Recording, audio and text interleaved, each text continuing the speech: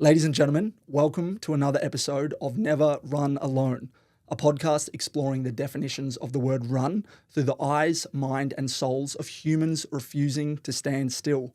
Today we have Builders, where we deep dive into the world of a trailblazer, someone reshaping an industry, building new worlds, all whilst running at pace. Today's guest is Jimmy McCleery. And I should have actually asked at the top, you go by Jimmy, right? I do go by Jimmy. A lot of places it's James. It is. I was meaning to ask. Yeah. Good. Today's guest is Jimmy McCleery, a serial entrepreneur with multiple businesses over his journey thus far. It is his participation and, dare I say, enjoyment for all things endurance, both in Ironmans and Ultramans, being self-employed, which has brought us together today. As the founder of Aid Station 3.5 years ago in 2022, Jimmy is on the front lines of helping athletes to prepare and maintain performance throughout athletic endeavours, fueling the desire of progression. I'm delighted to be able to sit down today for this conversation. Jimmy, welcome to Builders. What an intro. There you go. Thanks for having me. Got there after a few little tongue twisters. Yep. Guest and Jimmy. It was just like going with the J instead of the G. But yeah, mate, welcome. Yeah, welcome to the thanks pod. again. Yeah, it's a pleasure to be here. Yeah, we're recording today on the Sunshine Coast. Beautiful. I've been up here a little bit in the last few years. You're recently moved. We were just chatting before recording. Yeah, that's correct. Yeah, we moved from Melbourne, so obviously been based in Melbourne. My whole life really, and myself and my wife, who's co-founder of Aid Station, decided to take the step. So we've been in Noosa for 3 weeks. Incredible. So, and I was saying before, just outside actually, it's just such a privilege, honestly, to be able to do this. We have a fantastic team in Melbourne, and the joys of e-commerce. You have the flexibility to do this.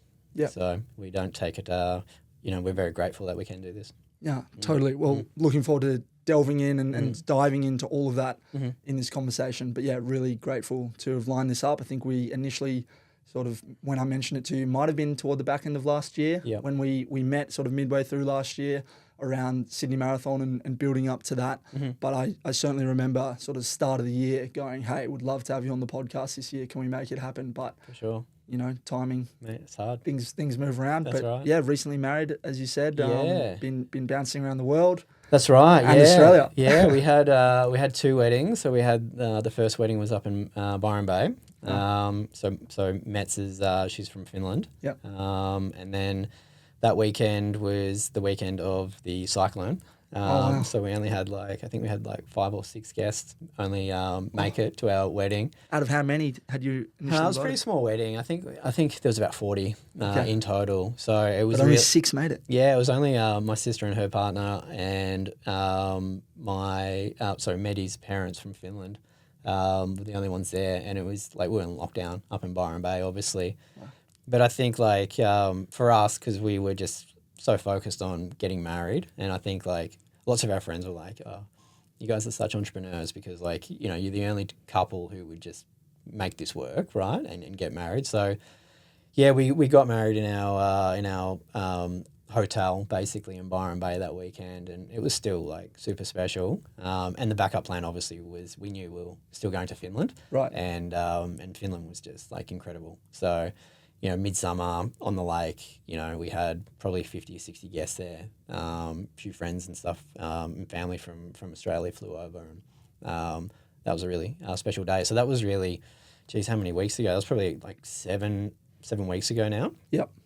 And then while we were away, we had obviously been planning to move to Noosa, and we were just waiting for a few properties to kind of come up. And yeah, the first week we were there, we signed a lease. So we're just locked in for a year up in Noosa, and we'll just see how it goes. Incredible. Yeah.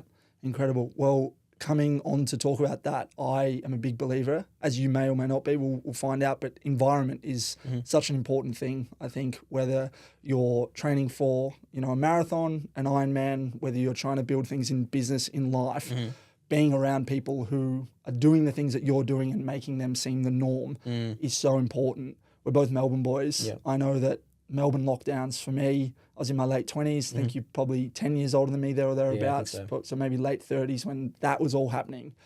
Environment can be so significant. I would love to know for you, why have you essentially moved up here to Noosa. Yep. If you could delve a bit more, I know we were Yeah. briefly mentioning it before, but yeah. For sure. Yeah, there's quite a few reasons. And I guess first and foremost is, so I met Metz on her first weekend in Melbourne, right, at the Vineyard of all places in St Kilda. So she was out on a 1-year working holiday visa from Finland. Yeah. And so, yeah, she's been here 11 years. We've been together, ever since. And, like growing up in Europe, you probably sold the idea of Australia being perfect beaches and, warm weather. And, Melbourne, although it is a very beautiful city, has very challenging weather. So I think over the years, we've always toyed with the idea of lifestyle. And you can't argue the fact that, Noosa has one of the best lifestyles going around. And I guess that's, probably one of the driving factors. But, for me, training is a huge part of my life. It's everything that, keeps me grounded. It gives me access to pro athletes and, ambassadors and all kinds of stuff, just going for a run and your networking and everything that I do is basically around training.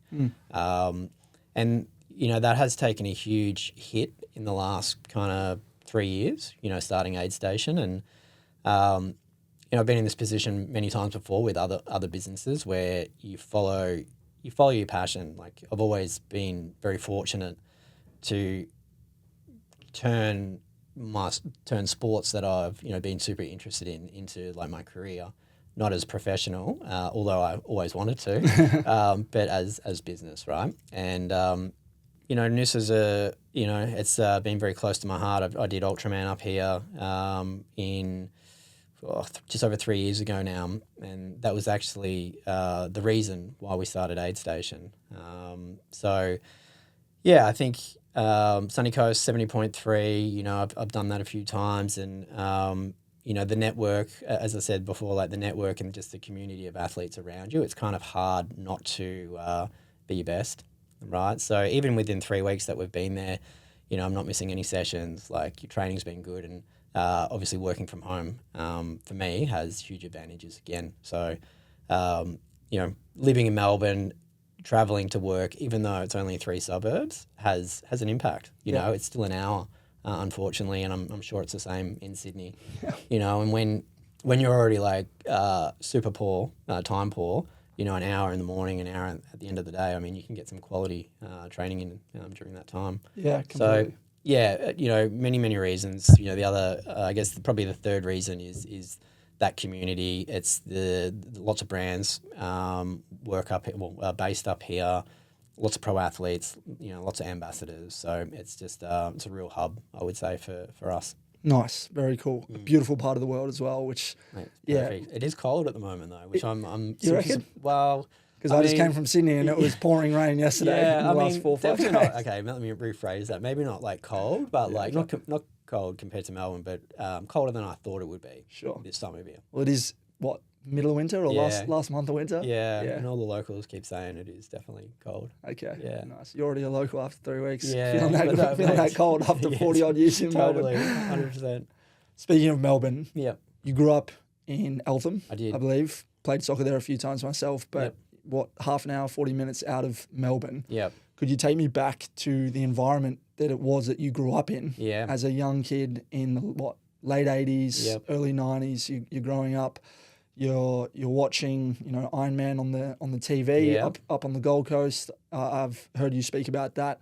I would love to know the man that sits in front of me today who, have done, half Ironmans, Ultramans, a bunch of athletic endeavours, but have also delved into what is now, I believe, your 7th company in Aid Station. It is, How was that environment growing up, and ultimately some key factors, if you could share, that shaped the man today?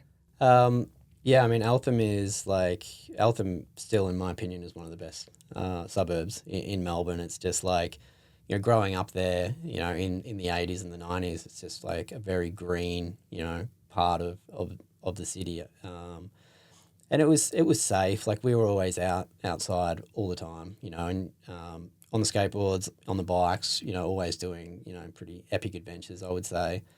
Mum and Dad, they were a great family. I have an older sister, and we will always going up to Bonnie Doon. The family has some acres up there on the lake.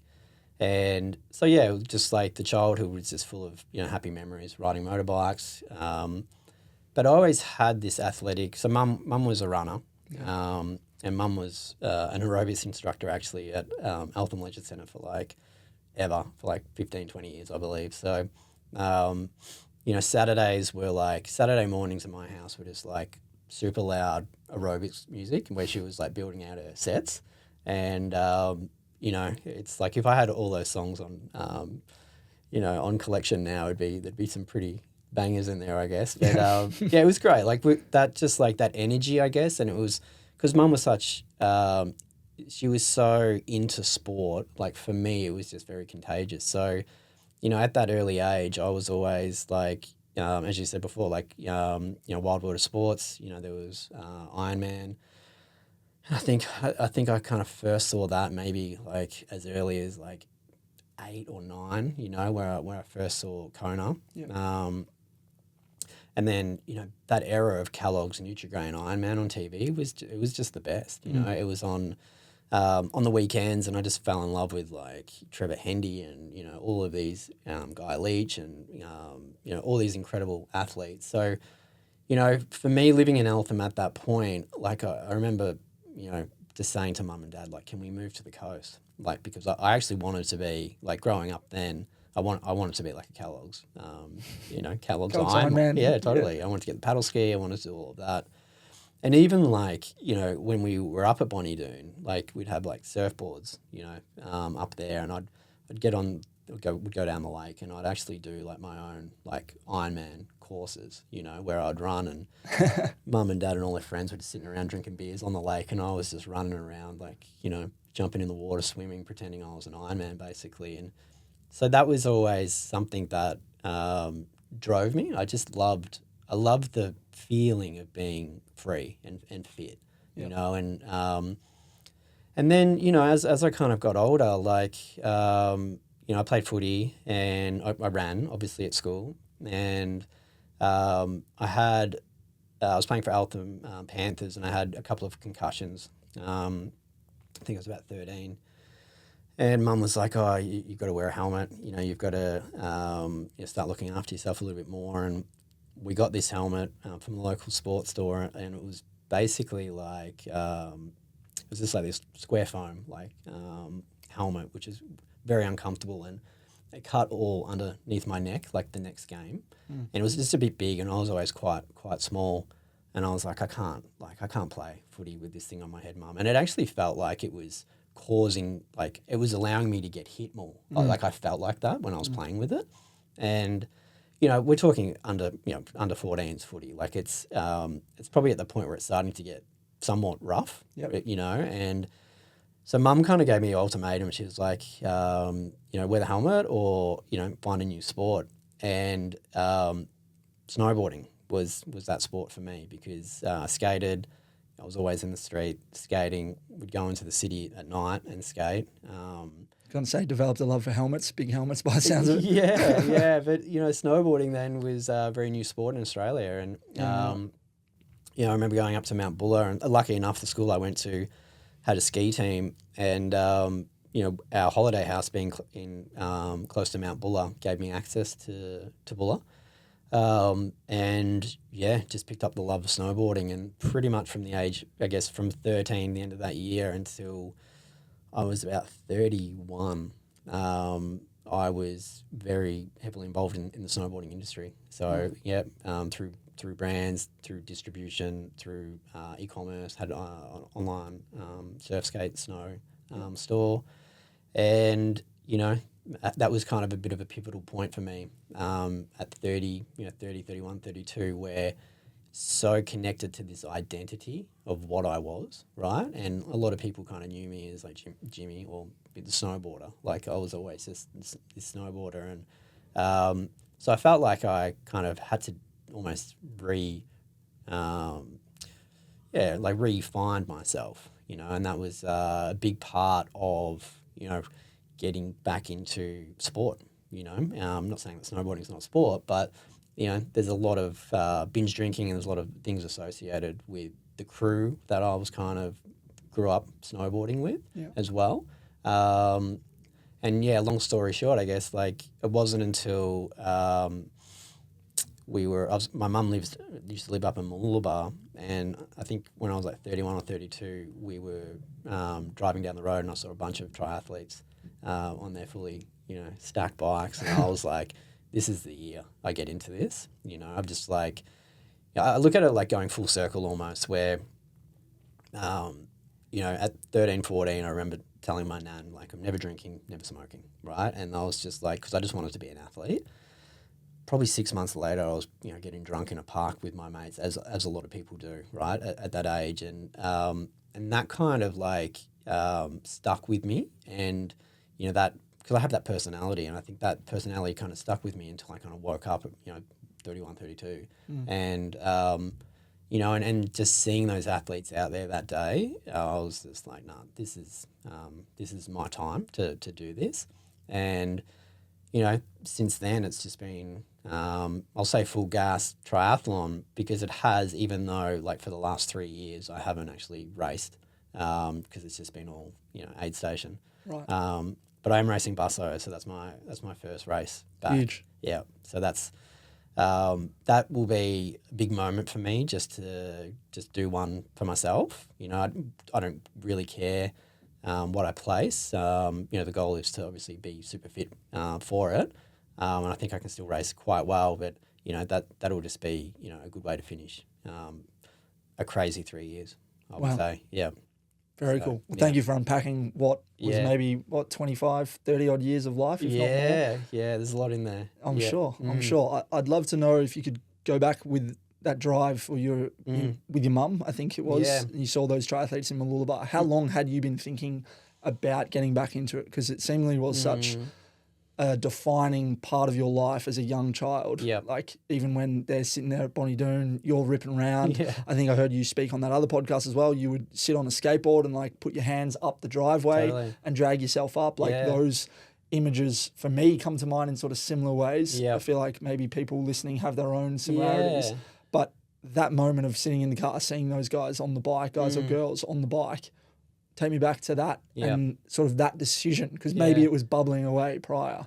It's been there forever, but I think like it sounds kind of ridiculous when you talk about like a kid, on a steep driveway in Eltham, right, pulling himself up on a skateboard. But I wasn't there, like I was in Kona, like I was just like, my mindset was like, I was so far from Eltham when I was doing these little, backyard courses that, it was just like I've always been able to kind of transcend, into, and I'm sure everybody can, but it was just like, or even if it was kicking the footy, like how many AFL stars or cricketers, you hear their amazing stories in the driveway, and it's, that was definitely for me. But, the drive, and seeing those athletes that day was, I think it was, I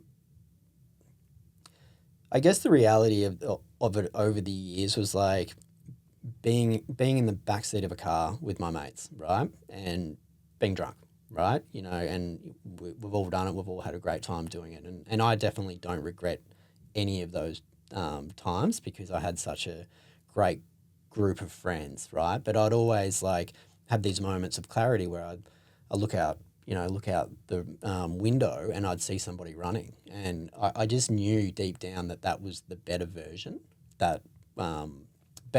of myself that I was missing, and I think that, I've just had so many moments like that over the years where I've just been like, I kind of wish I was doing that rather than being here, but being there with my friends was still incredible, as I said, but that was all I really knew. And I didn't really have a network of friends who were athletes at that time. Like everybody I went to school with were all pretty good at sport in their own realm, but none of them really, I guess went on to be, professional athletes or anything like that. And it's quite the contrast now where, and I'm not saying one's better or the other. Like, it's just like, they're just different worlds. And like, most of my friends now, very similar, very similar to me. And once again, I got nothing against drinking. I personally don't drink. Yeah. And most of my community, they don't drink like, they used to, Sure. back in those days either, right? So, Yeah. So, I think it's, early on, just that drive to always probably be an athlete, in one sense, if it was being a professional athlete or, just giving it my best, is probably what I've been chasing. And knowing that I wasn't doing that for quite a few years was the catalyst. Yeah, nice. Well, I'd love to know why, because snowboarding, no doubt, takes a lot of athleticism. I've snowboarded very little in my life, never tried skiing. Yep. Snowboarding, I know people have a thing on picking one or the other, but I just took to snowboard. But you still have to be fit to get up the mountain and go down and stay on your feet.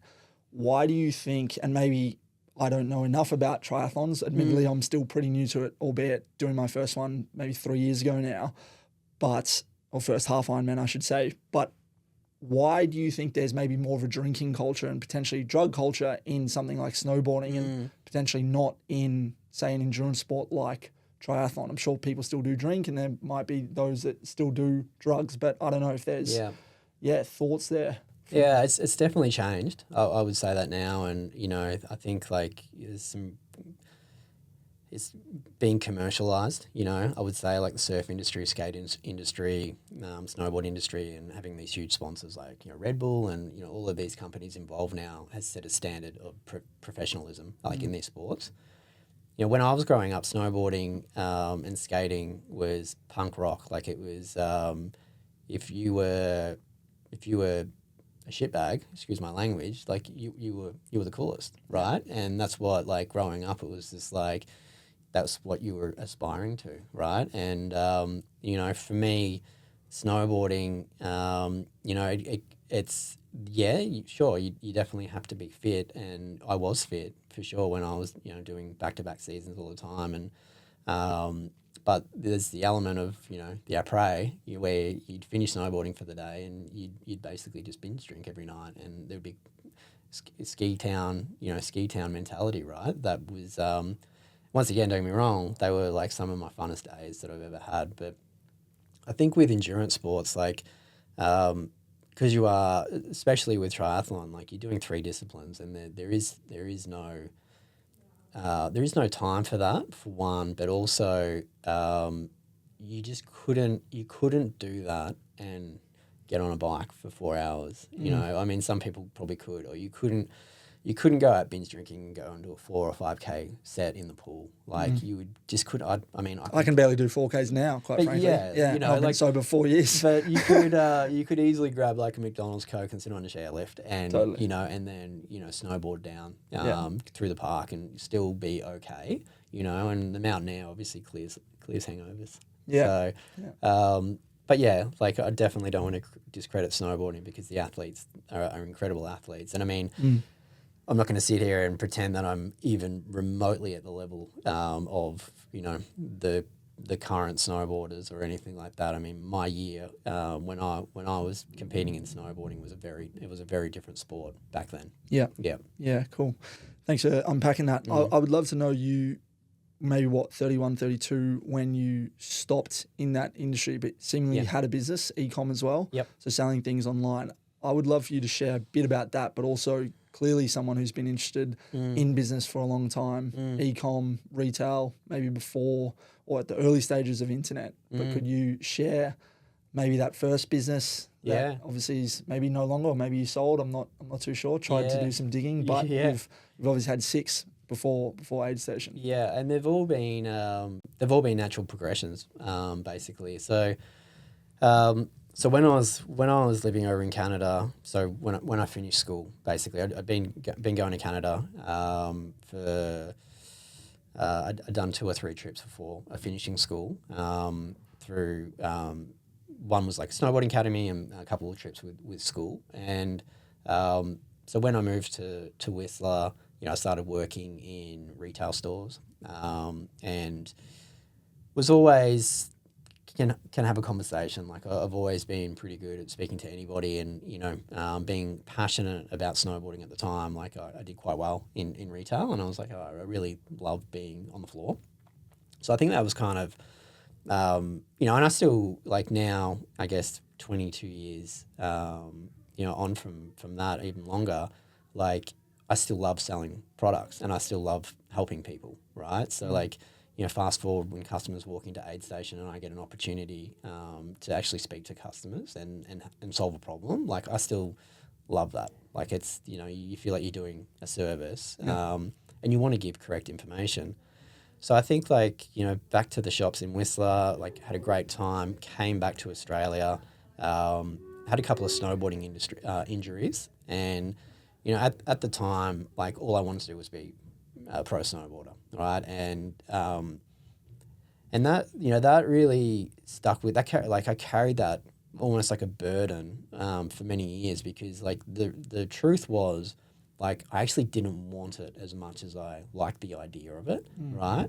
And I think we can often get, kind of distorted with that. And, I had opportunities. I could have created more opportunities to probably keep going with it. And maybe I was never good enough. Like, I don't know. But, the reality back then was, being older and looking back at it, I probably didn't want it enough. At the time, even though I thought now, I was like, why did I ever come home, right? But at the time, I wanted to come back to Australia and I wanted to get into business, and I think, seeing mum and dad, dad had a small business. Most of dad's friends had small business. And I wasn't good at school. Like I could have been if I wanted to be, right? But I was too busy just like being with my mates and thinking about snowboarding, thinking about skateboarding, like thinking about sport. Like that was really all I wanted to do, right? Yeah. So yeah, I guess when I did come back, I started working in snowboarding shops in Melbourne, and the first business was basically a sales agency where I was repping brands. So I started as like a sales rep, and picked up a bunch of brands that led to opportunity of importing products and becoming a distributor. And that was something that I was super passionate about. Obviously, allowing me to be connected to the snowboarding community and bringing in brands that you probably were like very, very niche snowboarding brands, which I thought were like, really, really cool. And that obviously other distributors or other retail stores didn't have. And that actually led to eBay. So like, so this is probably, how old was I? Maybe like 24 or 25, right? So 2007? Yeah, probably 2000, maybe even a little bit before that. Yeah. 2004, 2005, I would say. So maybe I was a little bit younger, but eBay store, and for the e-com nerds out there, I know Shopify is obviously The go-to now. Yeah, the king, but they're way before Shopify. There was Big Cartel. Yep, I had a Big Cartel. Yeah, there you go. Yeah. Probably a little bit later than you, but yeah. Big Cartel was the OG. So I started Big Cartel site and eBay, and eventually started a snowboarding store called Board Supply Co. And that was kind of like the first online snowboarding store in Australia, and had a crazy year of growth in the first year. I mean, knowing what I know now in e-com, if I could go back and with that knowledge, it would have been very different. But it was actually at a time, it was around the global financial crisis, right? So it was at a time where bricks and mortar were just so scared of the internet, right? And they just thought like online stores were there to take all bricks and mortar. No one was going to go out shopping, right? So for me so the brands that I had and secured for Board Supply Co, kind of backed out, and they were getting too much pressure from bricks and mortar stores. Right. So unfortunately, that business did kind of fizzle out in year 2, year 3, and it just couldn't get access to brands. But You literally couldn't supply the demand. they stopped supplying me. Wow. Yeah, and I mean now you'd go probably ACCC or something like that. Like it's a very different world that we live in, and maybe I could have back then, but I just didn't know enough about e-com and retail, and very young, very naive, in over my head, but had a successful platform, which I've kept. So maybe, who knows, maybe one day we'll re-go. But, the reality is like I learned so much during that time, and I just knew that I loved e-com. So yeah, I guess that was kind of like the initial, like I'm missing a lot of, areas there, but like the eBay store was quite significant. And, after kind of all of that kind of wound up,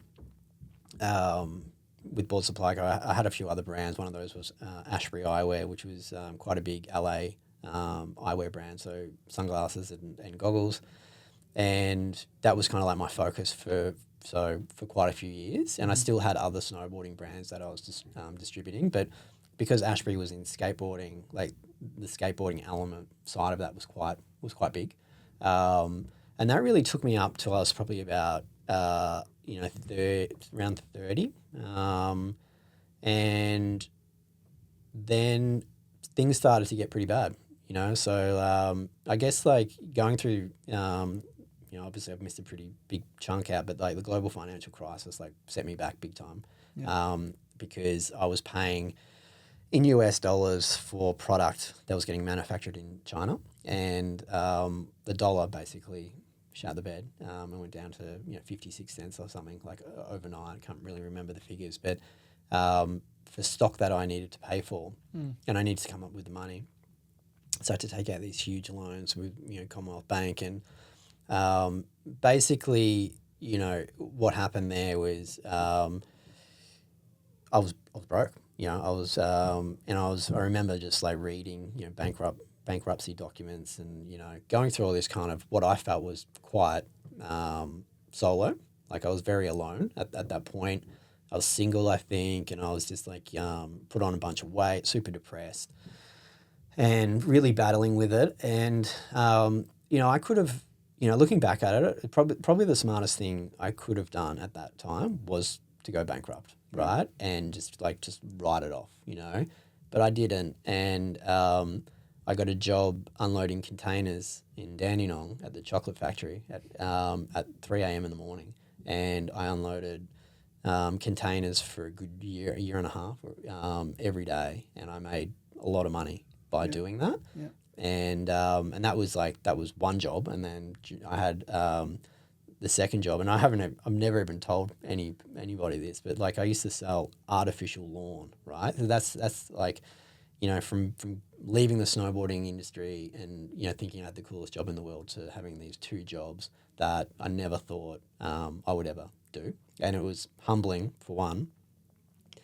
And they both paid pretty well though, because I was good at selling artificial lawn, and that early retail job coming back to help. And I just kept telling myself like, it's just as soon as you get on top, you'll be out of this kind of thing. And, and I did, and I paid back the ATO and I paid back the debt and all of this kind of stuff. But, during that period, because I was so depressed and I wasn't training, and I was probably drinking too much, and I was just like, just probably not the best person to be around, right? And because it was a lot to kind of endure, and I needed something, and I remember going to the doctor because I was suicidal for quite a while, and I remember falling to sleep every night thinking about how I would take my life, right? For quite a while, and it became the norm, and that's so sad because I was so deep in it that was, it was like my only thought, Wow. Yeah, it was a heavy period, but you know, speaking to mum and, you know, she was like, you definitely go to the doctor. You know, they'll obviously prescribe some medication to you. And so I got some antidepressants, and I remember like taking them for maybe a few days, and I could feel the impact in my body, right? Like it was affecting my brain, you know, and I was like, this is just like garbage. Like I can't do this. And I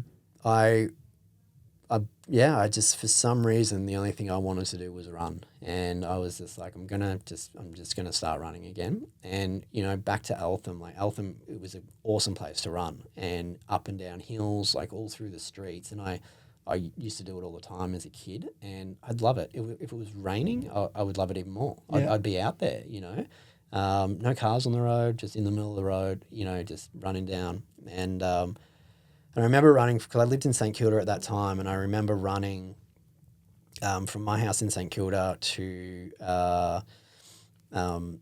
Elwood Surf Life Saving Club, which is literally probably like 2, maybe 3, 3Ks away, and just so unfit. Like that was such a distance for me at that point, and I probably even walked, you know, some of it, and I was just like, wow, like, you know, super unfit. 20 kilos heavier than what I probably am now. I think my heaviest, I was like 78 kilos, and I'm a small guy. So, you know, it was a lot of extra weight for me. But I remember getting home that day just going like, this is definitely my answer, because that one run already gave me, you know, runner's high. Yeah. You know, and I was just like, what have I been doing? Like, what have I been doing? You know, and Wow. it just unfolded, and I ran like Forrest Gump, you know, from then. And I would go out, and, you know, it's funny that I own a nutrition company now, because it progressed really fast for me, and I would go out on a Saturday and I'd run a marathon, or I'd go out and run 50 Ks, and I would do it with no nutrition. Right. Yeah. And, you know, and that was just, I was obsessed in a good way, you know, because I was just like, I think because I had felt pain for so long, like I wanted to hurt myself, right? But in a positive way, where I could feel like like it was self-inflicted pain that I knew how to reward, right? And You feel alive after doing it, right? I felt completely alive, and it was just like, and I was becoming happier and happier and happier, right? Yeah. And you know, and that was, you know, that was my early 30s, and that, you know, that's something that changed my life for sure, you know. And yeah, I would never go back to the old guy, you know. And, you know, in business, you know, business is complicated. You know, you have amazing days, and you have really shitty days as well. But I think from the training, and, you know, it's yeah, business is a game of endurance, like it or not, right? And it's, I think what you learn from sport, or learn from training daily, is that mindset of just how to endure it. And there's a million things that I don't want to do in a week, right? Like this podcast. No. The thought came into my mind. I was like, I've been chasing you for about a year. No, I'm only teasing. But you know what I mean. Like there's things, Totally. there's hard conversations, and, you know, that you have to make, if it's with staff or it's with vendors. And, you know, people obviously look to me as a leader just to be on point all the time. And I haven't got it all figured out. You know, maybe it looks like that, but like internally I have my own demons. Am I good enough? You know, did I say the right thing? You know, do people respect me enough? Like, should I be more firm? Like all of these kind of things. And I think the training balances me out for that, because I know when I don't train, I get kind of shitty. Yeah. Yeah. Yeah. Incredible, mate. I mean, so many thoughts.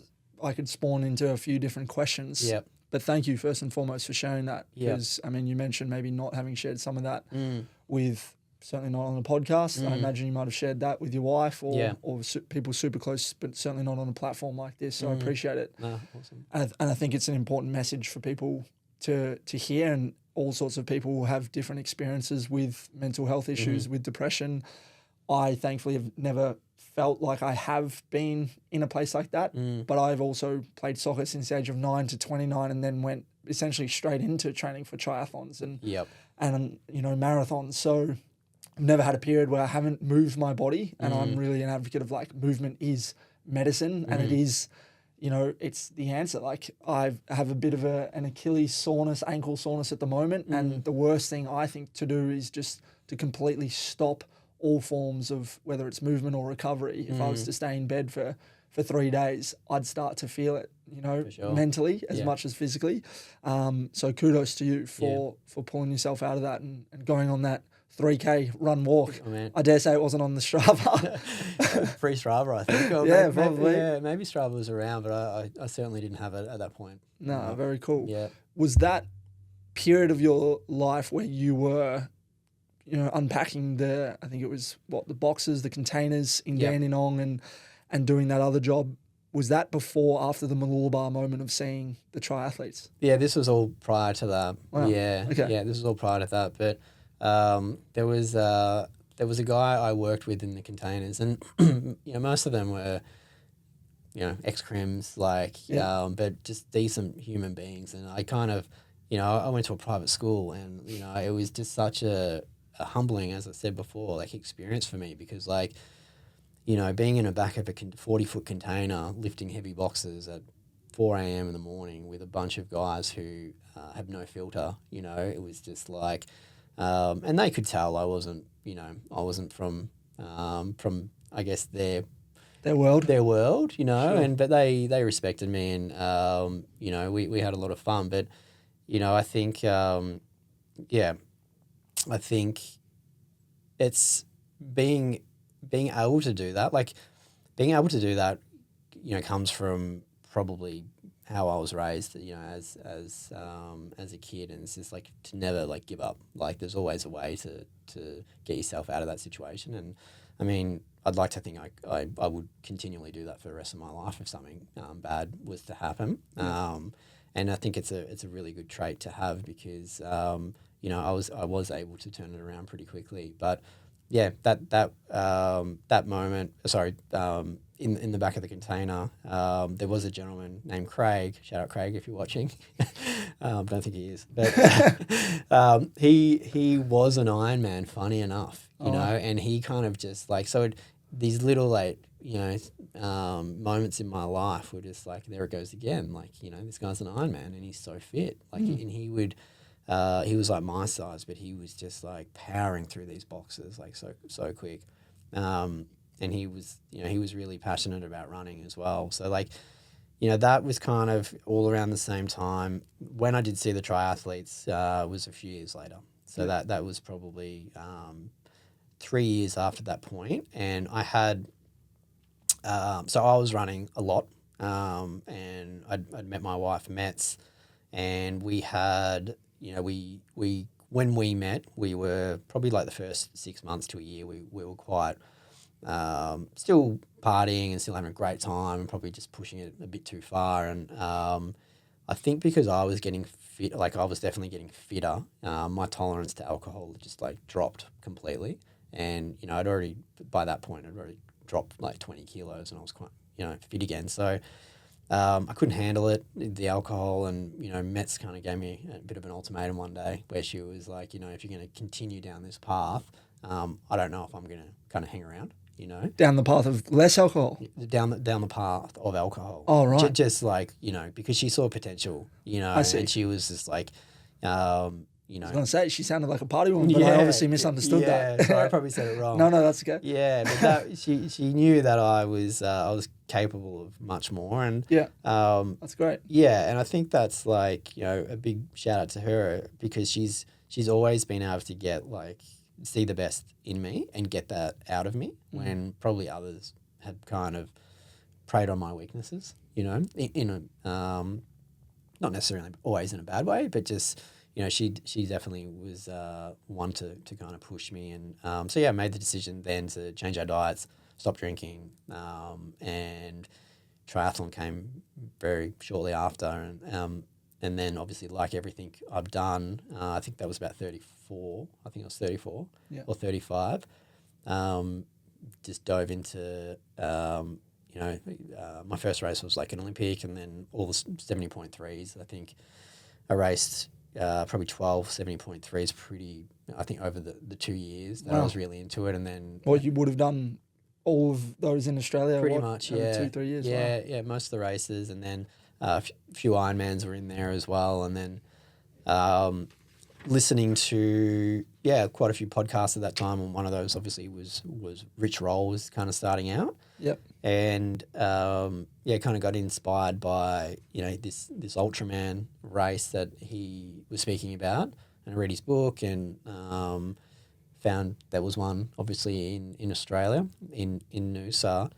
So had a really good race at Busso, a pretty good race at Busso that year, and was like, what's next? I want to kind of go to the next level, if you think that way, and signed up to Ultraman and got in, and we're actually in Thailand, coming back from Europe when I got the email saying that I was in. So this is like 2020. Yeah. And sorry, just to explain, because I actually don't know this either. So there's an application process Yep. to get in, because I was looking at the results in previous years. It seems to be around 40 participants each year. Yep. Is that sort of where they cap I think it? they aim for 50. And 50. Okay. Yeah, so 50 started, Yep. and they're and I think on a good year maybe 40 would finish. Sure. But I think like there's been years where only like 25 or 30. Yep.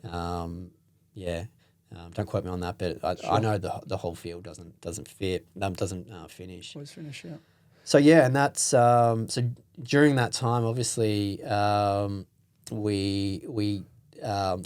when we first started dating with myself and Matt, so there was a period where obviously the partying was still there on the weekends, but not every weekend either. But I'd take her hiking because the mountain's obviously super special place for me, and so we'd go hiking down to Wilson's Prom or the Grampians or Great Ocean Road, Mornington, and I was actually working.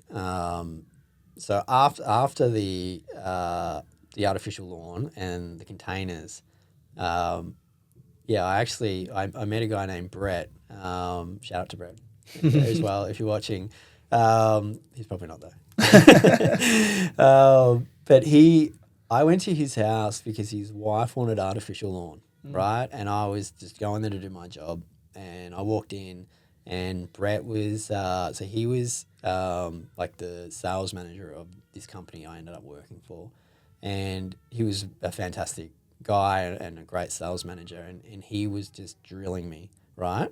And I'd already had like such a shitty day. I'd been like, like Cranbourne, Frankston, like Bacchus Marsh, all these remote places from where I live in Melbourne, driving around. I'd been up since like 3 o'clock in the morning, unloading containers, was out trying to sell some lawn.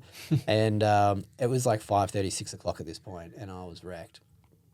And he was drilling me, and just like, and for some reason he saw something in me that day, and he called me the very next day and he offered me a job, right? And that was the moment that my life actually changed again, because 2 weeks past that I was working for a company that did grand designs. So grand designs, but it was live. It was in like an exhibition format. Okay. And so I was working for an exhibition company, right? As a sales manager.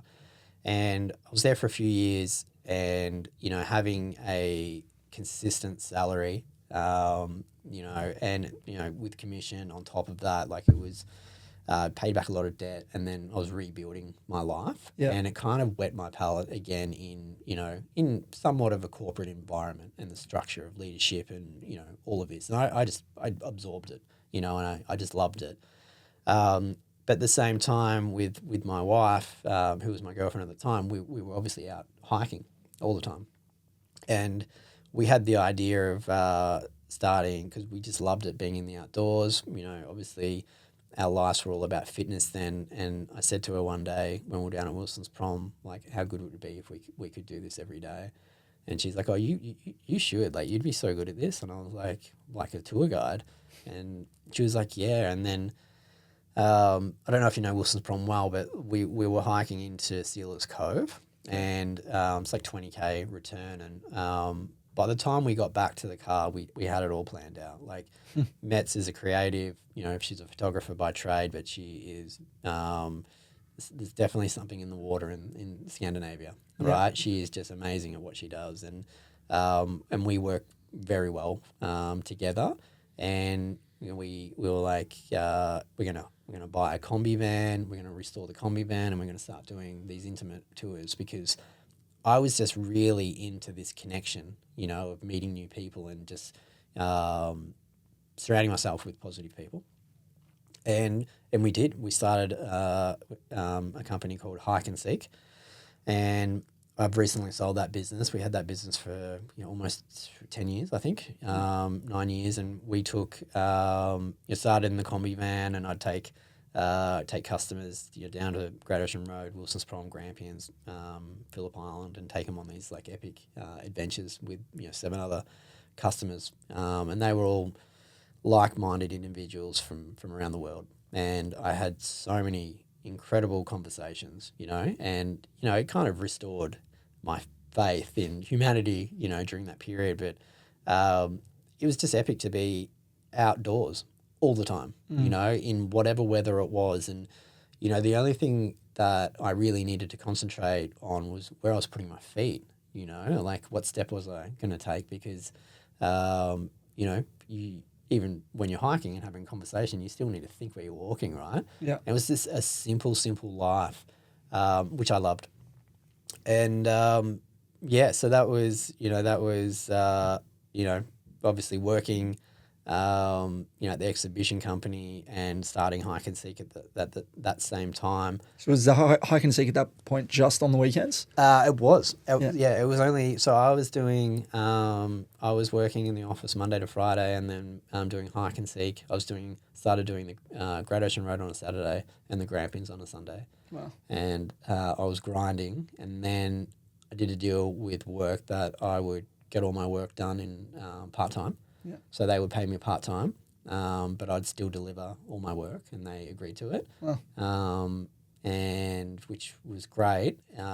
But So you didn't do work from home and get everything done and still get paid full time. You just said, I'll get all the same work done, but pay me full time. Yeah. Or pay me part time. Yeah, because they wouldn't have gone for the other way. Yeah, so right. I just I needed to kind of there was potential there with Hike and Seek, and that was my passion, but it wasn't big enough at that point to go out. And and then finally, that was like I was doing the tours 4 days a week and in the office 3 days, so literally just doing that all the time. And Metz was doing the food, and we were feeding customers, and it was just like, it was crazy. Like, this was still in the combi as well, right? So I don't know if you guys you've ever been in a combi, but I mean, doing 500 kilometers in a combi in a day. That's a shift. Mate, it's a long way. I've never driven one, but I've been in one, so I can imagine. And I would do snowboarding trips on Saturday mornings. I'd drive the combi up to, her name was Olivia. I'd drive her up to Bulla with ski and snowboarding crew, and then the combi, and we would literally ski and snowboard all day. Wow. And during that period, I know I'm jumping around a little bit, but like when I was at Bulla, like leave Melbourne at 4:30, drive the crew up, and it was really the same people, right, who wanted transport to Bulla. And so I became quite good friends with these people, and would ski or snowboard in the morning, and then I'd go to the old La Trobe University up there and smash out like 2 hours on the treadmill, or run in the Alpine, like on the roads there. And eat a huge amount of food, drive everyone back to Melbourne. And I wouldn't get back to 9:30, 10 o'clock after cleaning the vehicle. Wow. Sleep, do it again the next day, And then eventually I got out of the corporate job and went full-time with Hike and Seek. And that's when I just did tours like back-to-back every day for almost a year, and was making great money. And it allowed us to add more vehicles. So we ended up, at one point pre-pandemic, we employed, I think, about 16 guides, and we were doing 21 tours a week. Wow. And it was a great little business. Like, I remember one day when just before the bushfires started, I did a triathlon camp up at the AIS with my triathlon camp. And I remember getting back from that, and we were just like so busy. with tours, like it was at the time where Airbnb experiences was just like booming, and we were the number one experience on Airbnb, and we had bookings out, like we were booked for like the entire year basically. Bushfires hit, lost about 20% of revenue through there, and then shortly after COVID came, and Wow. and then that basically decimated the business completely, right? So overnight, lucky we had a kitty of money that we didn't spend because we had to refund huge amounts of orders that people had already prepaid. Yeah. And I was like, here we go again. This is such a shitty place to be in, but I'd earned my stripes, so to speak, by that time, and I actually took it all pretty well. I was just like, it is what it is. And I was training a lot, knowing that I was going to Ultraman at that point, and I think if I wasn't in that head state, it would have gone a very different way. Yeah. And then, obviously you were part of it. Being in Melbourne during those years was intense. We lucky, Metz, my wife, was working for Adore Beauty. She just signed a full-time contract like 2 weeks prior to the pandemic. Wow. And we couldn't operate hike and seek, and so we were living on one wage, and we were probably like, we were so happy. I know it sounds weird, but we were super happy because we're like, we'll eat baked beans, for 6 months, whatever, we'll survive. And she's the survivor as well. And we were just like, yeah, we'll just make it work. We've got the dog, we've got a house, we can pay rent, we'll be fine. And so that during that period, I was training for Ultraman in 2021. So, and then training probably 25 to 35 hours a week, and that's all I was doing because there wasn't much else for me to do. With the lockdown, there was some government money coming in because of the business grants and stuff. And Metz was just like, you just train, do everything you can to race well, and, we'll make it work. And then I think it was like 4 weeks before Ultraman, 2021, they cancelled it, right? Because of the pandemic. And it was just like, just devastated because it was just like, just didn't think I'd have that opportunity to do it ever again, you know? And you're training like what, 25 hours a week? I was training a lot. Like it's probably as close, it's definitely as close as I ever got to a professional life. Because like, big days, of training, and some weeks were definitely north of like 30 hours of week, but of training plus your recovery stuff, right? And just to interject, maybe not go fully down the tangent of it, but Ultraman, 10Ks of swimming. Yeah, so it's a 515 kilometer race over 3 days, right? And you have a 12-hour cutoff each day. Yeah, and but yeah, day one, 10K swim. I think it's 145K bike. My numbers are probably a bit rusty here. And then day two was another 262Ks, I think, on the bike. And then you finish with a double marathon on day three. So you carry a lot of fatigue. Like, day one and day two probably don't sound that crazy, but like it's 10Ks of swimming sounds bananas to me. 10K in open water is a long way. Because you're doing that in the ocean out there in Noosa. Doing it in Noosa Heads. Is it? It's laps of like. So you go down Main Beach. After swimming there for the last 3 weeks, like I realized like how crazy it is, because there was points in Ultraman where when I was breathing, like I couldn't see the sand. We were so far out, and it's like. For people who are uncomfortable being in water, luckily I'm not really one of those people. I kind of really enjoy open water swimming. But even for me, I was like, holy shit, like this is a long way out. And it's currenty and it's challenging to swim in. But yeah, like, Metz, back to obviously the pandemic era, was just like, we thought we were going to lose hike and seek. But even though we were going to lose hike and seek, I was still doing it. No matter what, we were as a couple, we were doing Ultraman together. And, you know, I'm so glad that I had that opportunity to do that, because it meant so much to me, that race, because we had sacrificed so much to actually be there. How long was it a goal of yours? Because you obviously got Kind of- into in your yeah. early 30s Um, triathlons. You started with that Olympic distance, but then yeah. that was what, maybe 6 years after sort of getting into it? So I think like it was all pretty, so yeah, like all of this happened really in like probably a 4 year time frame, Yeah. you know, where I just went, you know, typical me, where I just go 100% at something.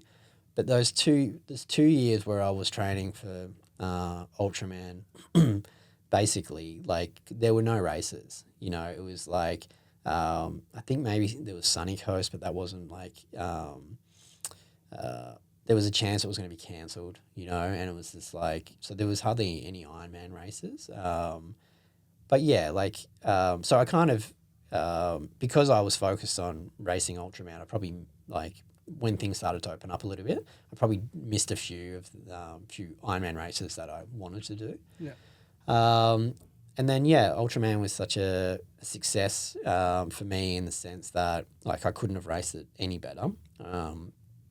You know, and I remember some of the athletes saying that I was probably too fit. Like, I was really lean. You know, my race weight was like, I think I was 57 kilos, like, going into Ultraman, and, you know, didn't really have, and this is what's so funny, I think, when I reflect on it, because it's 3.5 years ago now, almost 4 years ago now. And, you know, I did Ultraman with no drink mix. You know, I was putting gels in my bottles, right? And, you know, I was trying to eat as much real food, which is a necessity, like, definitely for the ultra races. But nutrition was, it wasn't like, it's not nutrition like now, right? Right. There's just so, like, it's so great that, you know, the mindset has changed with how to fuel properly, and the evidence, obviously, the science is there to back it up. But, you know, for me, during that race, I was only targeting like 60 grams of carbs per hour. So I knew that much, but it was just basically gels and chews. And, like, I kind of, like, imagine if, you know, if I could go back and do it now with like 100 grams of carbs per hour, and actually have like drink mix, and actually have proper sports nutrition, probably would have raced it even better, you know? So, but that week in Noosa, and prior to departing Melbourne to go to Noosa, was when we actually had the idea for Aid Station, because driving around Melbourne trying to find sports nutrition at the time was pretty difficult. And you know, I think there was Bike Bug, there was a couple like running stores maybe close to my house that only really had like a couple of brands, you know, 1 or 2 brands, and I needed, you know, a good $1,000 worth of nutrition for the event, for me and my crew, because they were also running and pacing me. And that was when I was like, there's something definitely here. Like, we're missing, Australia is missing an e-com business that gets all the brands together. So that was, you know, not only was it a great race, but that's where Aid Station was born.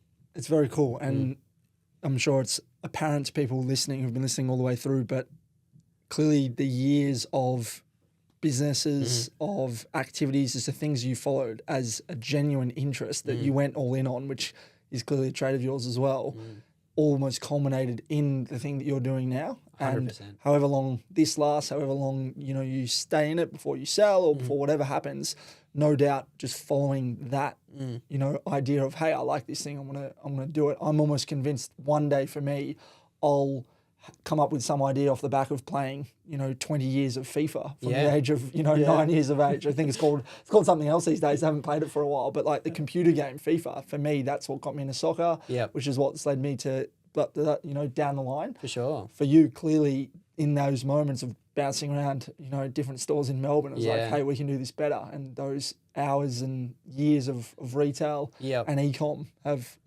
brought about Aid Station. For sure. You know, one question I used to ask my guests on Hike and Seek quite often was like, you know, they were an array of jobs, right? Some worked for Zuckerberg and Meta, and some worked for Airbnb, some were accountants, some, you know, they were from all different walks of life, really. But I'd ask them like, if you like, do you like your job? Tell me about it. Like, and quite often I'd say like, well, what would you be doing if you weren't doing that? And they'd be like, oh, I'd own a shoe shop, or I'd do a bakery. Like, I love baking things. And, for me, I'd often like look at my life then, and it's like, sure, like in those early days, like we were grinding. I wasn't making any money really when we first started Hike and Seek, but I was like, this is exactly where I want to be. Like I don't really care. Like I just want to be out here on the trails, and I'm content. And I did have one customer one day. She was from Florida, right? And she was a super wealthy lady. She was telling me about a bright yellow Porsche. And she lived next to I forgot the tennis player's name, Todd, a big American tennis Todd player. Woodbridge? No, it wasn't Todd Woodbridge. Is he Australian though? Yeah, he is. Yeah, I was going to say, he Yeah, doesn't yeah. say. Yeah. Yeah, but Okay. it'll come to me. A big American ex-star tennis player. Sure. And she was like, oh, James, you're never going to be rich, like doing Hike and Seek, right? And at the time, like I took a lot of offense to it, like internally. I was like, yeah, what does she know? Like, I'm just going to prove her wrong, blah, blah, blah.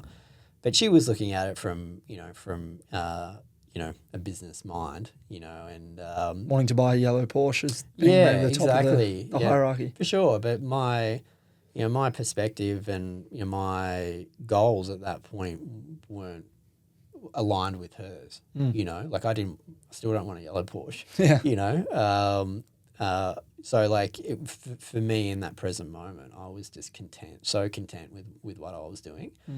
And now, obviously having the success with Aid Station, it's like, we're still the same people. It's like it's amazing to have a successful company and employ, close to 30 people plus everybody else who has, is a bolt on, so to speak, with Aid Station. And I mean, that's from accounting and graphic designers to freelancers. There's a lot of people that help Aid Station be the company that it is. And it's incredible, but I mean, that's not why we're doing it. It's like, it's incredible to grow the business and be successful if you categorize me as being successful. But like, if we didn't have it, we would still be the same people, right? Yep. And I would find a way to do something else, what aligns to where I am in my life, and turn that into a business, because that's all I know how to do. I can't work for anybody. Yeah. So it's tough. That's very cool though. Yeah. And I feel like the agency that you have being able to do that is ultimately, I think, what a lot of people seek. I know that I certainly do and have that. I remember when I was young having that same thought of like, I don't think I could ever work for anyone. And then sort of having moments where I'm going, cool, I'm going to work here and this is why. And this is how I still maintain that agency. For you, unloading those, boxes, those big shipping containers, selling the fake lawn. Yep. To me, it almost sounds like you didn't want to declare bankruptcy, even though in hindsight it sounded like it might have been the best thing to do. Would have been the best thing. But that almost gives away your agency Yeah. in that sense of it's like, I'm admitting defeat.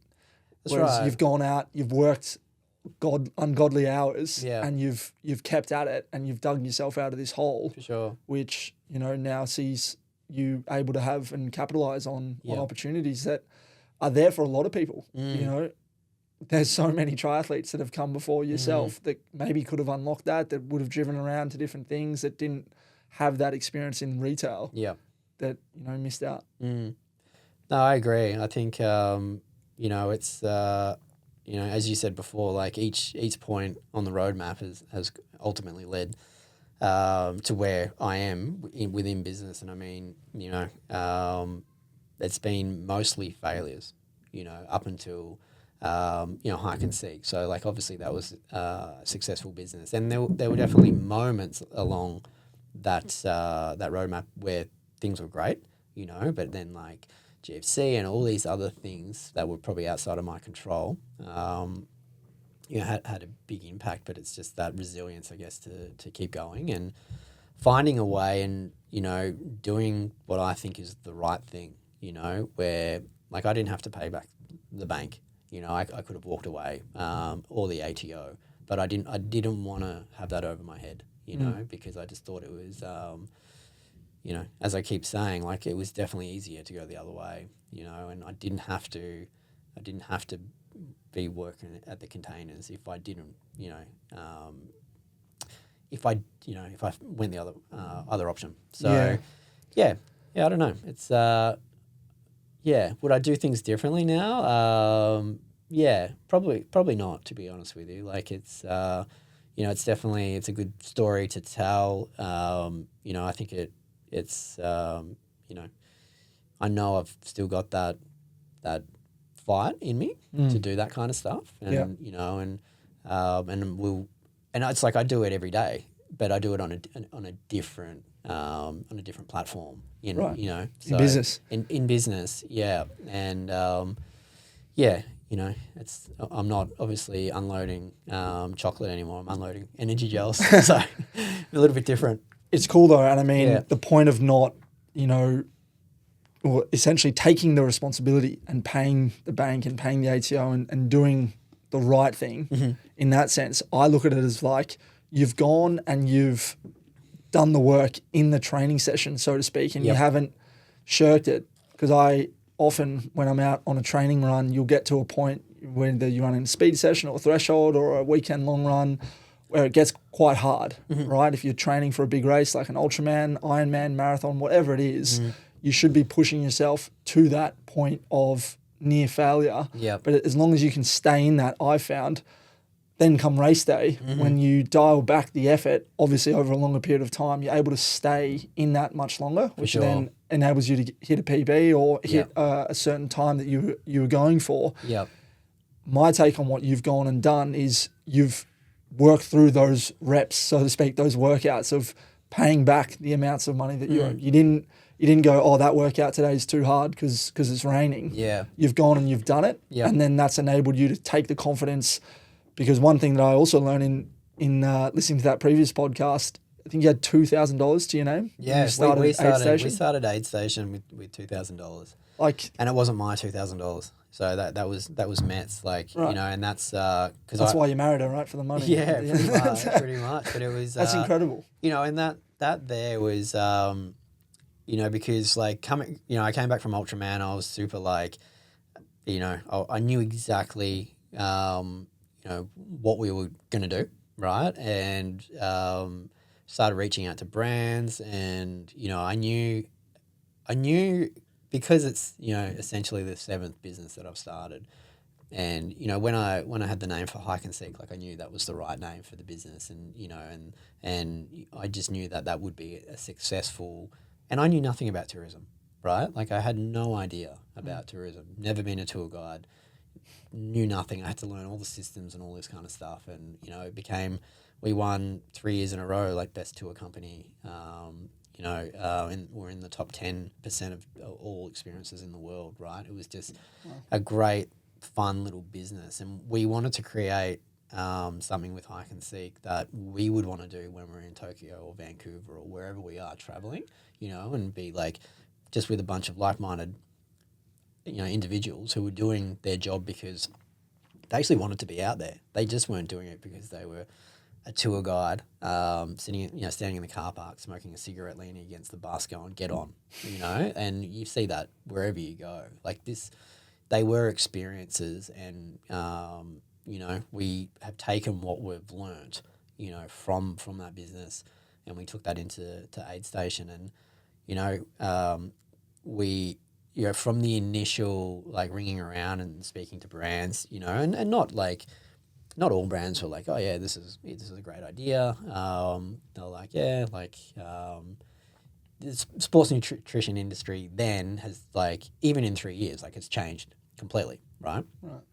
And but yeah, we were like, are we going to do this? And started building the website, and then I pushed pause on the whole project because pandemic finished, Hike and Seek took back over, you know, and, you know, we didn't work on Aid Station for quite a while. So that was like, I think Ultraman that year was like August, and we didn't launch Aid Station until February the following year. So that was 2020. 2022. Yep. 2023, right? So 2023 is when we started. Am I getting that wrong? 2022. We're 3 years old. Okay, yeah. 3.5 you would be. Yeah, cool. Put it in the notes. And you know, there was a lot of reasons at that point where, you know, where we're like, oh yeah, like we don't really need to start it. It's like I started to doubt the idea a little bit, and it was a Sunday morning. We're sitting in bed, drinking coffee, and we're like, you know, I got up. I'm like, are we doing this? Are we actually going to start this thing? And Metz is like, well, let's just put our last $2,000. We had $2,000 in the bank, and I was like, you know, I'll pay you back. And got Cliff. I think I got Coda. Started with 4 brands. So and we just said to each other, like, if we don't sell anything, like, I'll consume it, obviously, as an athlete, or we'll sell it to my mates in the triathlon club. Wow. So you bought $2,000 worth of product. $2,000 worth of product. Yep. Wow. So obviously with the e-com experience that, Matt's obviously working for Adore Beauty, had gained so much experience in e-com, and just the years of being in e-com myself at that point, we had a pretty good understanding of what we needed to do. And I know ads, like, I knew how to run ads. And so definitely like jack of all trades, master of none at that point in e-com, and probably still the same, to be honest with you. So we knew enough to get it established, like to get it a point. And so went live, just launched it through Instagram and our personal Facebook. And first order came through. It was Mum, of course, nice. Mums are the best. And then I think one of my good mates, Geordie, placed the second order, and then it was just like crickets, right? So we had like 2 orders come through and then nothing. And I think some of the triathlon guys who I knew started to buy like a few things just purely just to support us. And the website, like, it doesn't look like it does now, right? It was just a basic Shopify theme, and then I actually got I was still running Hike and Seek, but I had gone back and so a friend of mine owns a snowboarding store in Richmond in Melbourne, called 12 Board Store, and they were looking for somebody to run their like e-com side in their warehouse during the pandemic, because it was just berserk with online orders. So I was like, sweet, I'll come and do that. I can run Hike and Seek, because it's pretty autonomous as a business. Like, once the tours would go out for the day, I wouldn't really need to do too much. So I was working there, and I was just like, fell in love again with e-com, and I had the idea already in the pocket for Aid Station. So I was learning on the job. I was learning, all new dispatch, techniques, and just how everything integrated again, and all this kind of stuff. And the money that I was making from that job, whatever it was, $700, maybe $1,000 a week, at that point, just for like casual work, I'd just put into ads. So even at that point where we still had no money, we were still willing to risk it for the biscuit, and push all of that money into ads. And it wasn't until, so that was February when we started. When Easter rolled around, I think Easter was maybe late April that year, and we were at Bonnie Doon, up at the holiday house, and we, on the iPhone, when you get a notification from Shopify, it's pretty iconic. Yeah, you can see ka-ching, right? Cha-ching. Yeah. And the phone went cha-ching, and then it went cha-ching again, and I was like, oh, 2 orders, and I was like, oh, I wonder who it is, like. And there were 2 names that we didn't know. And I was like, okay, that's different. Maybe it's starting to work. And, that weekend had passed, and I think we had like 6 orders, right? And then, I was like, cool, analysing the ads, sweet, it's working, started to buy, with the money that I was working at the snowboarding store, started to buy more stock and put more money into ads. And then maybe we got like another 5 orders that week, and then 10. And I think April, from memory, I'd have to look back, but I think we did about $2,000 in sales in April, right? Yeah. Which was just like, oh my God. Within 3 months of business, essential, maybe less. Yeah, like we didn't really sell anything February, March, right? Because it was just, a few orders. And then it wasn't until we started to like get it out there. And then, like us making $2,000 out of this concept was just like, it was just like insane to us. We were just so hyped. And then, that $2,000, I think the next month it turned into 8. And it's like, okay, well, we've just quadrupled in 1 month, right? And I just started to get more aggressive with it and started to put more money in.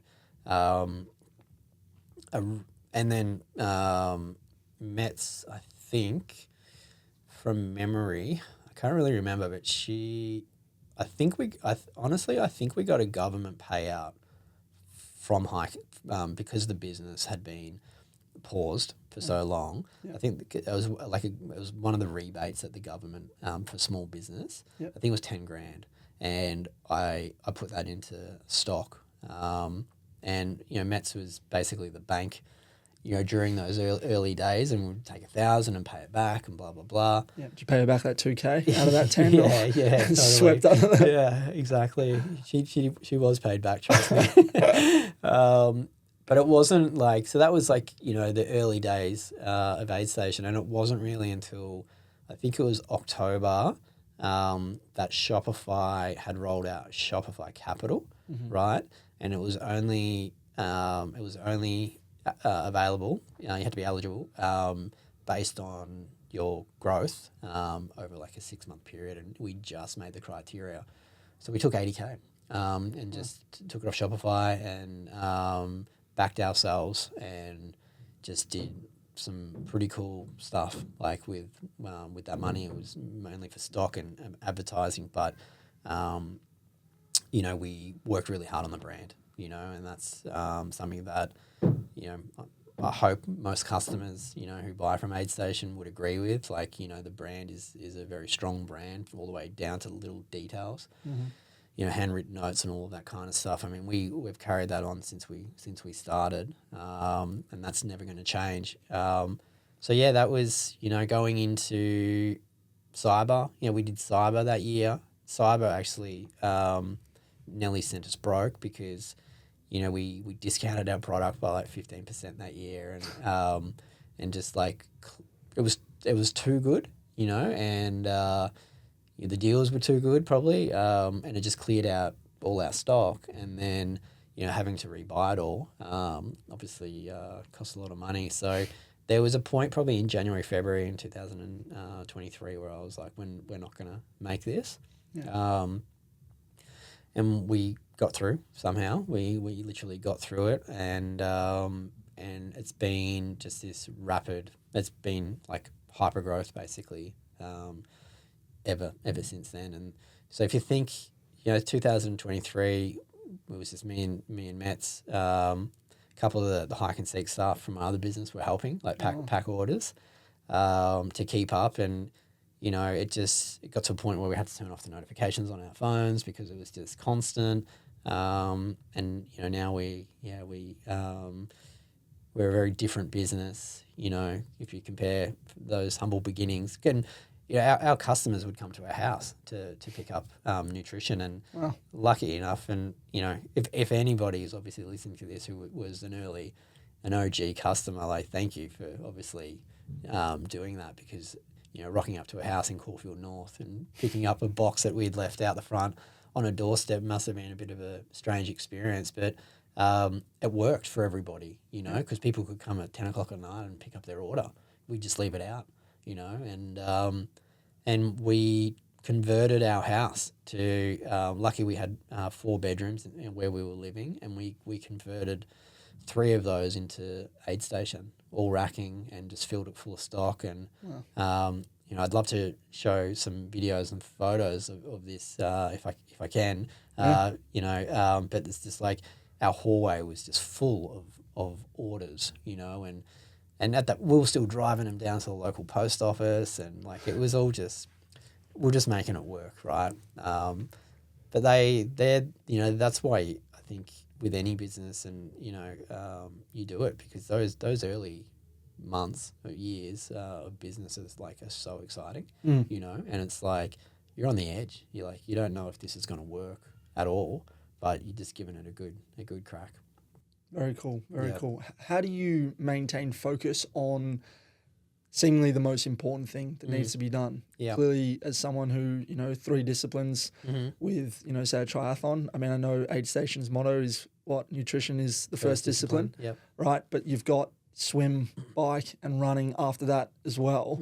But in terms of all the things that you've done in your life, how do you pick the thing to focus on and then focus on that to see it through? Yeah. I think, so I've always been good at doing, let me get this right. So like, I would rather do I'd rather get the job done and do it mediocre than not deliver anything at all. And when I deliver something mediocre, it just gives me an opportunity to actually make it better the next time, right? So over the years, I've watched, friends who are smarter than me, not only because of their education have gone on, to do some pretty awesome things, but just struggle with, analytics, and just like they're probably too ingrained, or the fear of making a mistake is probably holding them back. When I've always been the opposite, where I'm like, I don't need to listen to somebody tell me, or a podcast. Sorry. No, I appreciate it. But you know what I mean. There's only so much self-help you can take on. There's only so much self-help you can do, and you kind of and it's just like it's so readily available these days, and maybe it's not the right way to think. Like I'm not saying it's the right way to think, but this is how I think because I would rather learn by doing it myself than somebody tell me how to do it. Like sure, there's I'm still absorbing what people are saying, but I'm not necessarily taking it as gospel without doing it myself, right? And making that mistake myself because it is important that you do fail because we failed. Like we're still failing with Aid Station, and I think the last 7 days at Aid Station have been probably some of the most challenging for the team. Like we rolled out a new WMS system, so warehouse management software system, so we could expand. And these new systems allow us to get like double, triple the amount of orders out right in a day. So it's great for our customers and it's great for the industry. Yeah. But the headaches that this has caused and the pressure this has caused on the team. And, it's like, I'm so lucky that we have such an amazing team to be able to deal with this. But it's not linear, it's not easy to do this. And, but, it's like you have to be comfortable with hurting, right? If it's training, obviously, but you have to be comfortable with, not being liked, as well. Like there's been times in my life where, I've said things or I've had to do things like, to vendors or whatever, partners or whatever it is, right? Like that, it's not necessarily my personality, right? Where I was like, but I've had to make a hard decision, because it's for the better of people who work for me, or it's better for the business, and it's like those things have an impact on you. When I'm probably making it sound a lot worse than it is, but it's like, there are moments where, you just have to make a decision and just go with it and deal with whatever kind of comes, and you don't know what's coming. So yeah. It's cool, mate. It's cool. This has been a fun conversation. I feel like I could keep digging and maybe got a few more questions if you don't mind. Yeah. You've said success or that you've been maybe a failure or have lots of failures thus far. Yeah. What would be your definition of success? Time. I think, being, having the freedom to, be, yeah, like money is not my drive. Money is, obviously it's fantastic to have. We all need it, but it's like I'm not doing this to buy myself some Ferrari or anything like that. Like it's,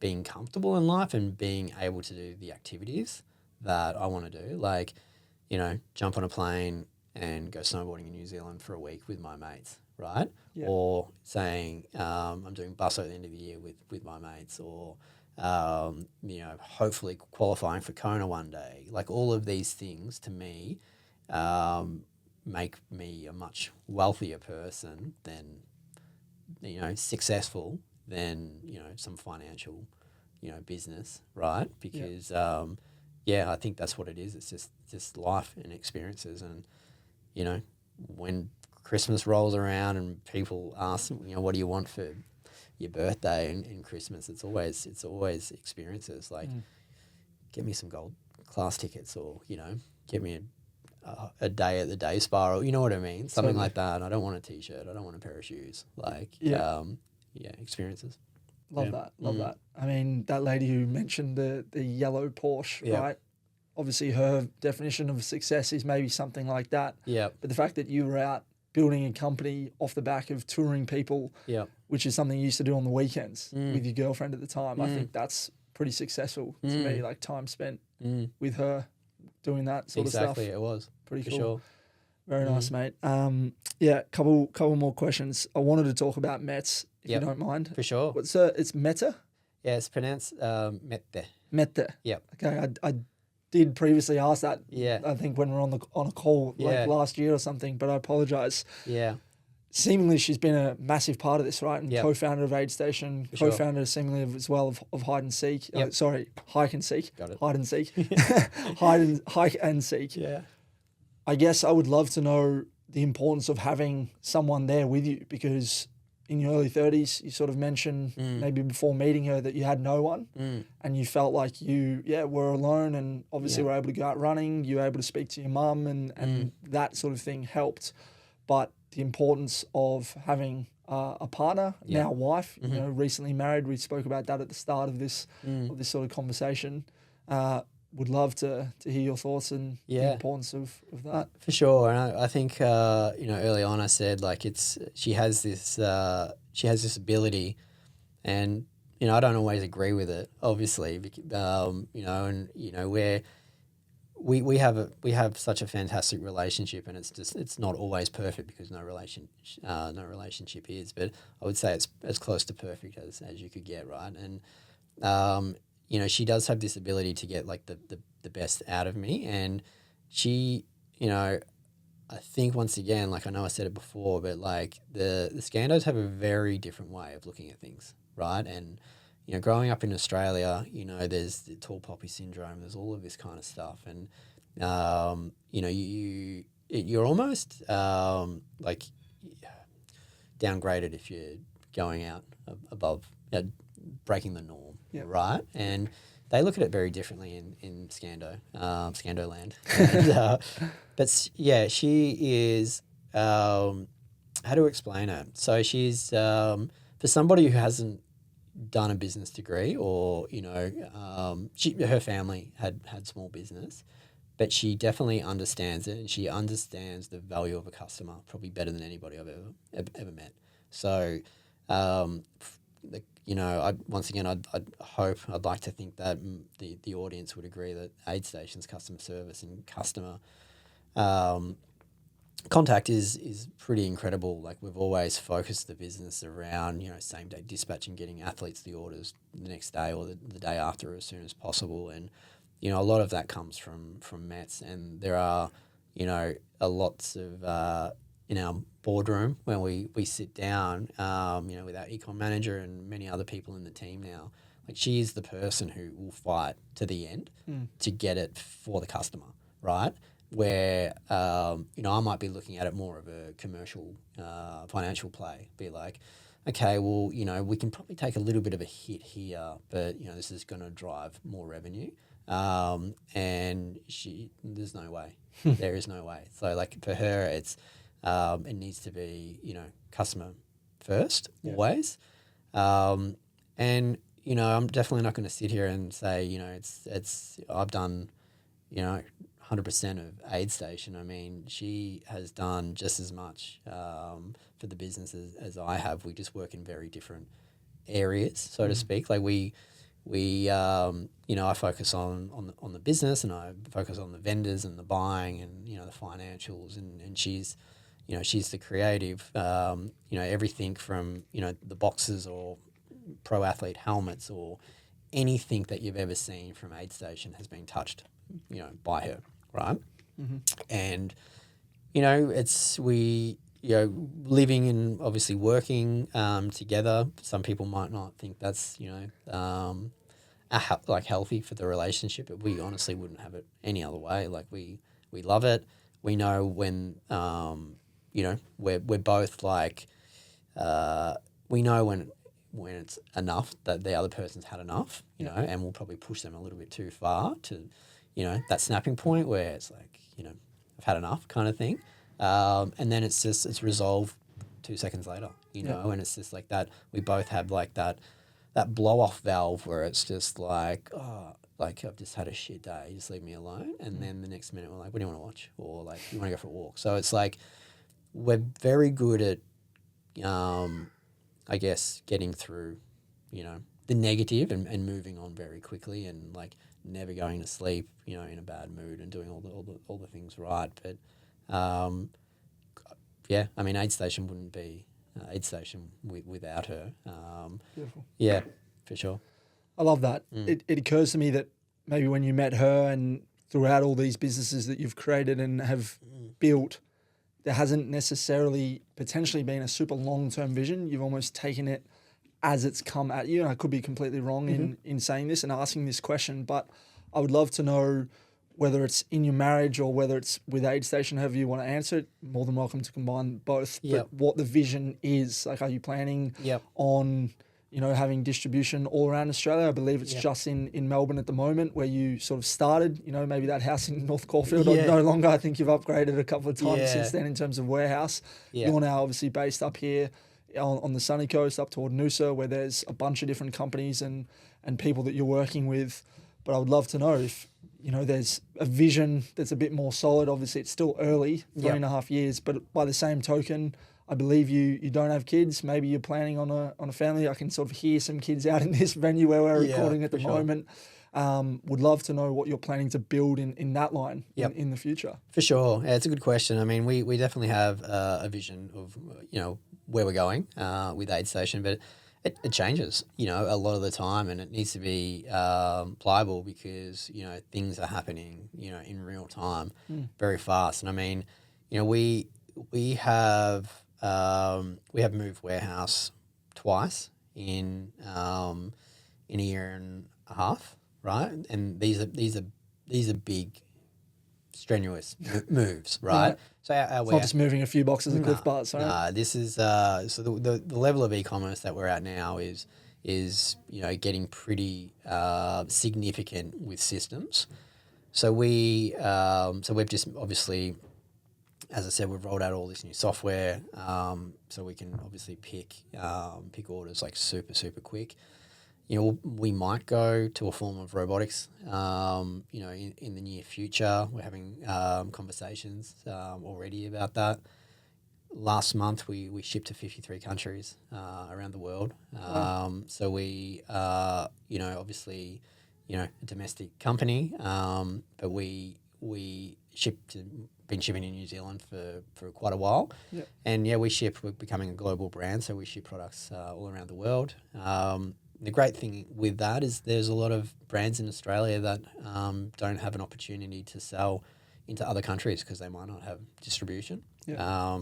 So we are able to do that. You know, brands like Fractal who have some distribution, but, you know, somebody in Oslo, Norway might want a Fractal hat, and they come across Aid Station and they buy a bunch of other stuff while they're there, and love the site.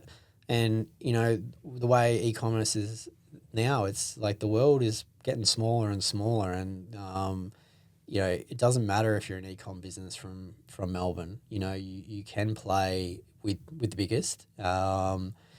You know, in the world, if you do a good job, customers, you know, obviously will find you. You know, and a big part of that is obviously like the ambassadors and pro athletes and all that we do. So, you know, roadmap for now is, I guess, you know, 3 years has been pretty intense. You know, this year has been, you know, obviously just trying to get back to some more of us time and, you know, kind of removing ourselves from the day to day. Like we're still, you know, in front of our computers from 9 a.m. till 6 p.m. You know, most days, even you know, since living in Noosa, it's not like we've you know, moved to Noosa and we're out on a yacht or surfing at Little Cove, you know, all day. It's not Totally. it's not like that. We're working and we're doing better quality work because I'm not getting interrupted constantly about just probably things that, you know, could be answered by staff. Yeah. But it's easier to ask, you know, the founder Go straight to the top. because they're there. Yeah. You're right. And, you know, that's not a criticism to our staff because they're all great, but it's just like sometimes you do need to take that step back to actually go forward. And that's what we're trying to create. And, we'll keep pushing, you know, with more and more brands. There's about 3,500 products I think we have now on Aid Station. There's 130 odd brands. You know, it's not just like we're taking on every brand, you know, it's, we curate it and, you know, the brand or the product needs to have something that's not, sold by, you know, it can't just be another gel company, you know, or another hydration company. Like it's needs to be a point of difference and, you know, backed by science and all this stuff. But I mean, we're not done with it, you know. If that's we feel like it's very early days for us. We're super passionate about e-commerce, and I think that's like one of the best things is like we. You know, when I say we, like Metz is not an endurance athlete, but she loves fitness. Like she loves yoga, and you know she loves you know being fit so she can do any activity that she wants to do, right? Totally. And for me, endurance sports is my world. I love it. But we're both super passionate about e-com. So if it was an aid station, we would probably be doing e-com, you know, something else, right? Yeah. You know, I don't know what the next few years will bring, but, you know, I think there's still quite a few years ahead of us with us, obviously being the founders of the company. You know, there's lots of opportunity with, you know, there could be sub brands, there could be aid station brands, there could be distribution channels in other countries. It could be bricks and mortar. You know, you don't know. One thing I will say though is like what we've, you know, and I get this. I get a lot of people ask this, like over the years, like, oh, you're going to do footwear, you're going to do all this kind of stuff, and the answer is no. You know, and I think like you mean selling footwear, not necessarily making your own. Yeah, right, it's right. like, you know, I think like, you know, it's good. We and I hope other retailers kind of, you know, see this is like we are very much trying to stay in our lane, you know, and what we do. Yeah. Like we want people to, when they think of sports nutrition, they think of Aid Station, and just because we do that category so well, you know, and sure we sell hats and we sell other things, but I mean we will never lose focus of what we're truly about, right?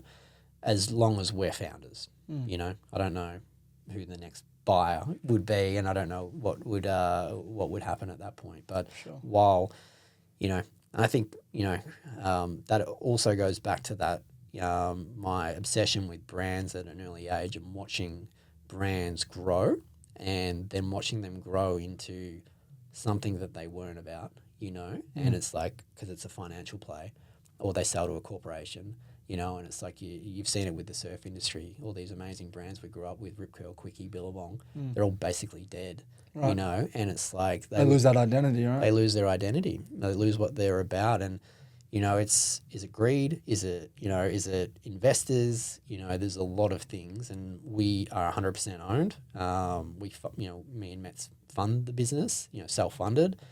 there's no, we don't want investors for that very reason.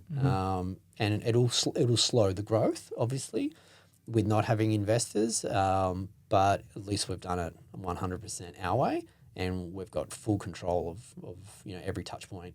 And we don't have to sit in a boring boardroom meeting going, Jimmy, come on, mate, you need to make more money. Explaining different numbers. Yeah, exactly. Yeah. So you'd rather fail on your own terms. Yeah. And you definitely want to win on your own terms, don't you? Love that. Yeah. Well, it essentially speaks to what you said before about never wanting to work for someone, right? If Yep. you did have all these shareholders, whilst it's still your company, so to speak, or you're making some of the decisions, you're ultimately reporting back to people who, want you to drive profits, which Yep. by the sounds of this conversation isn't the driving force. So No. kudos to you, man. Cheers, man. An idea that I'm obsessed with, and I know I've been not trying to wrap it up, but saying I'm going to wrap this conversation up in the last few questions, but another one that popped into my head just now, I love the idea of being obsessed with the comparison that I make being a sub 3 hour marathon, which is something that a lot of people say in the marathon space, which seemingly is getting more and more popular these days. And obviously there's always a sub time, you could run a sub 3:30, you can run a sub 4, like whatever that time is.